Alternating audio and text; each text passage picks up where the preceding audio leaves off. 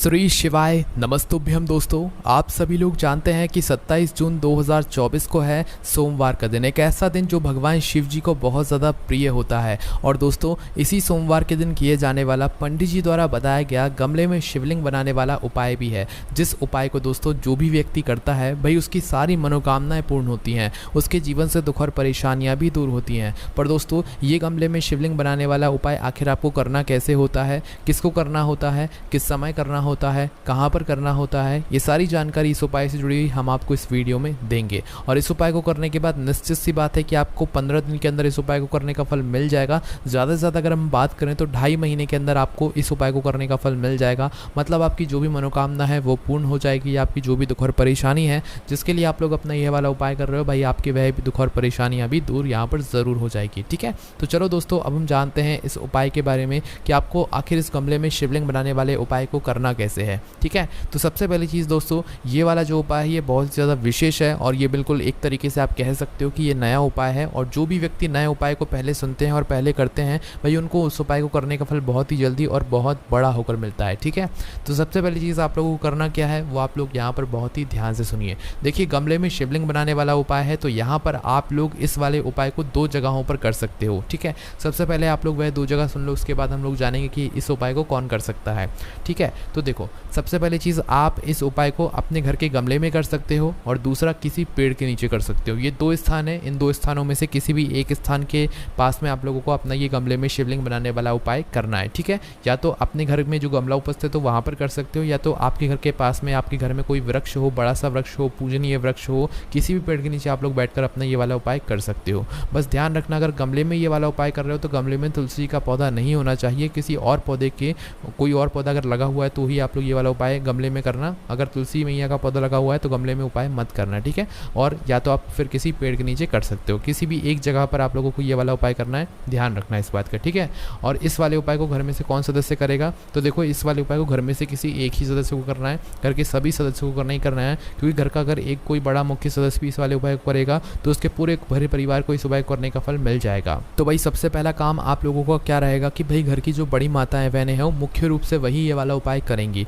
अगर घर की बड़ी माताएं बहनें किसी कारणवश उपाय ना कर पा रही हों या घर की बड़ी माताएं बहनें घर में उपस्थित ना हो तो भाई फिर घर का कोई बड़ा पुरुष भी इस वाले उपाय को कर सकता है, फिर कोई दिक्कत वाली बात नहीं। पर मुख्य रूप से घर की जो माताएं बहनें होंगी उन्हीं को ये वाला उपाय करना चाहिए, अपनी घर की सुख और शांति के लिए, मनोकामना पूर्ति के लिए और दुख और समस्याओं को दूर करने के लिए। ठीक है, तो ये बात आप लोग यहाँ पर समझ गए होंगे। तो भाई आपको करना क्या है, तो अब यहाँ पर आप लोग सबसे पहले उपाय की सामग्री सुन लो। तो देखो, सोमवार का दिन रहेगा, 17 जून को सोमवार रहेगा, तो 17 जून को सोमवार के दिन इस वाले उपाय को आपको सुबह सुबह करना है। सुबह से लेकर दोपहर के समय के बीच में आप लोग कभी भी इस वाले उपाय को कर सकते हो। मतलब 12 बजे से पहले पहले आप लोग कभी भी इस वाले उपाय को आप लोग कर लेना, आपको उपाय को करने का फल ज़रूर मिलेगा। ठीक है, तो अब यहाँ पर उपाय की सामग्री क्या है वो भी हम लोग यहाँ पर जान लेते हैं। तो देखो, उपाय की जो सामग्री है वो सबसे पहले है दोस्तों 5 बेलपत्र। क्या है? 5 बेलपत्र। अब ये जो 5 बेलपत्र हैं, अगर कोई ऐसा प्रश्न करेगा कि 5 बेलपत्र ना मिले तो क्या करें, तो देखो 5 बेलपत्र अगर नहीं मिली तो आप उपाय नहीं कर पाओगे। इसलिए 5 बेलपत्र या तो आप किसी वृक्ष से तोड़ कर लाना या कहीं से खरीद कर लेकर आ जाना। पर इस उपाय में हमें 5 बेलपत्र की आवश्यकता पड़ेगी और ये वाला उपाय भगवान शिव जी के मंदिर में जाकर नहीं होगा, इस बात का भी आप लोग ध्यान रखना। ठीक है, तो सबसे पहली चीज़ 5 बेलपत्र आप लोगों को यहाँ पर रख लेना है। उसके बाद में दोस्तों क्या लेना है आप लोगों को, एक घी का दीपक। जो घी का दीपक आटे का होगा, जिसके अंदर गोल बत्ती आप लोग रखोगे और शुद्ध देसी गाय का घी उसके अंदर डालोगे। ठीक है, तो एक जो है ये आपको घी का दीपक भी यहाँ पर तैयार कर लेना है। घी का दीपक तैयार करने के बाद दोस्तों आपको अपने साथ में रखना है 2 लोटा जल। 2 लोटा जल या 2 पात्रों का जल, है ना। 2 लोटा अगर आपके घर में उपस्थित है तो भाई 2 लोटा जल के अंदर जल भरकर आप लोग तैयार कर लो। अगर 1 लोटा आपके घर में है तो भाई 1 लोटा जल भर लो और दूसरा कोई पात्र लेकर, कटोरी वगैरह लेकर उसके अंदर एक जल भर लो। ठीक है, भरना आपको 2 चीज़ों में ही जल है, 2 पात्रों में ही जल है, इस बात का आप लोग ध्यान रखना। ठीक है, तो ये पूरी उपाय की सामग्री है जो कि आप लोगों को उपाय करने से पहले जो है तैयार करके रख लेना है। और ये वाला उपाय सुबह से लेकर दोपहर के समय के बीच में ही होगा, ये वाला उपाय शाम के समय नहीं होगा, इस बात का आप लोग विशेष रूप से ध्यान रखिएगा। ठीक है, तो भाई जब भी आपकी उपाय की तैयारी पूरा हो जाए तो भाई उसके बाद में आपको उपाय को करने के लिए उस जगह पर पहुंच जाना है जहां पर आप लोग अपने ये वाला उपाय करने वाले हो। उपाय जितना जल्दी करने की कोशिश करोगे उतना ज़्यादा अच्छा होगा। ठीक है, तो सुबह सुबह उठकर आपको उपाय करने की पूरी तैयारी करके उपाय करने के लिए पहुंच जाना है। इस उपाय को करने की सबसे अच्छी बात यही है कि इस उपाय को आप अपने घर के आसपास या घर में ही कर सकते हो, क्योंकि घर में आपके गमले भी उपस्थित होते हैं और पेड़ भी उपस्थित होते हैं ना। तो भैया आपको क्या करना है, कोई भी एक गमला लेना है जिसके अंदर तुलसी का पौधा ना हो, कोई फूल का पेड़ लगा हो, कोई भी पेड़ लगा हो, भाई उसके नीचे आप लोग अपना ये वाला उपाय कर सकते हो।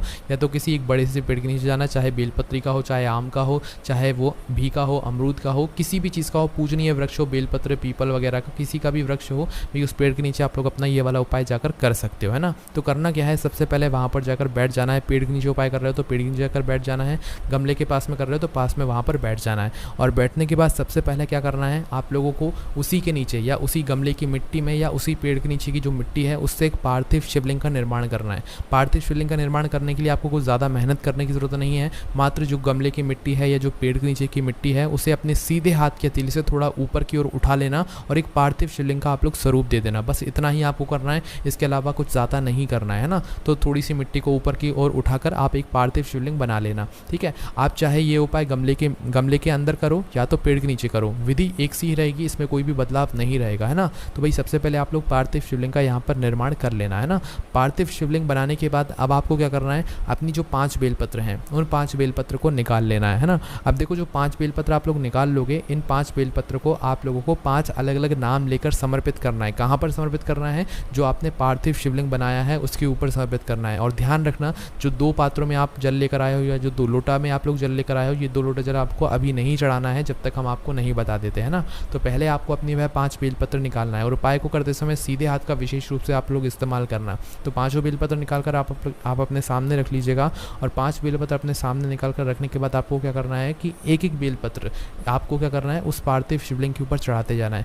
डंडी का मुख आपकी तरफ होना चाहिए। इस प्रकार से आपको इन 5 बेलपत्र को एक एक करके चढ़ाना है, एक साथ नहीं चढ़ाना है उसी पार्थिव शिवलिंग के ऊपर जो आपने पेड़ के नीचे बनाया हुआ है या गमले के अंदर बनाया हुआ है। ठीक है, किसी एक ही जगह पर उपाय करना है, बस हम आपको उदाहरण के लिए दोनों जगहों के बारे में बता रहे हैं ना, इस बात का आप लोगों को ध्यान रखना है। तो करना क्या है भाई, 5 बेलपत्र आपके पास हैं, सबसे पहले अपनी पहली बेलपत्र निकाल लो। ठीक है, हर एक बेलपत्र को चढ़ाने के बाद शिव जी की 5 बेटियों में से एक एक का नाम आपको बोलते जाना है। पहले हम आपको एक साथ नाम बोलकर बता देते हैं शिव जी की 5 बेटियों का। जया, विषहरा, श्यामली बारी, दौतली और देव, ये शिव जी की 5 बेटियों का नाम है, जिसको आपको लिख लेना है या तो मन ही मन याद कर लेना है। एक और बार हम आपको बोलकर बता देते हैं, जया, विषहरा, श्यामली बारी, दौतली और देव, है ना। तो भाई हर एक बेलपत्र को चढ़ाने के बाद आपको एक एक नाम बोलना है। जैसे हमने आपको एक नाम बोलकर बताया ना, तो पहली आपने बेलपत्र चढ़ाई तो जया बोल दिया, फिर दूसरी बेलपत्र आपने शिवलिंग पर चढ़ाई, उस पार्थिव शिवलिंग पर चढ़ाई तो विषहरा बोल दिया, फिर तीसरी बेलपत्र शिवलिंग पर चढ़ाई तो भाई श्यामली बारी बोल दिया, फिर चौथी बेलपत्र शिवलिंग पर चढ़ाई तो दौतली बोल दिया, फिर 5वीं बेलपत्र शिवलिंग पर चढ़ाई तो देव बोल दिया। इस तरीके से आपको ये 5 बेलपत्र एक एक नाम बोलते हुए उस पार्थिव शिवलिंग के ऊपर चढ़ा देना है। ठीक है, उस पार्थिव शिवलिंग के ऊपर यह 5 बेलपत्र चढ़ाने के बाद आपको क्या करना है कि भाई अपना जो 2 लोटा जल है, भाई उस 2 लोटे जल को आप लोगों को क्या करना है, इसी पार्थिव शिवलिंग के ऊपर इन्हीं 5 बेलपत्र के ऊपर आमने सामने कर लेना है। या 2 पात्रों का जो जल है वो आपको आमने सामने कर लेना है उस पार्थिव शिवलिंग के या उन 5 बेलपत्र के ऊपर की ओर करके, है ना। तो आमने सामने दोनों पात्रों को करते हुए आप उन दोनों पात्रों से एक धारा से धीरे धीरे करके इन्हीं 5 बेलपत्र के ऊपर अपने उस पार्थिव शिवलिंग के ऊपर जो है जल की धारा गिराना शुरू करना। क्योंकि देखो पार्थिव शिवलिंग तो छोटा रहेगा, वह बेलपत्र के नीचे ही हो जाएगा, तो भाई आपको जो जल है वो बेलपत्र के ऊपर ही समर्पित करना है। पार्थिव शिवलिंग का वह अपने आप ही जो है समर्पित हो जाएगा। तो दोनों पात्रों को आमने सामने करते हुए एक धारा से धीरे धीरे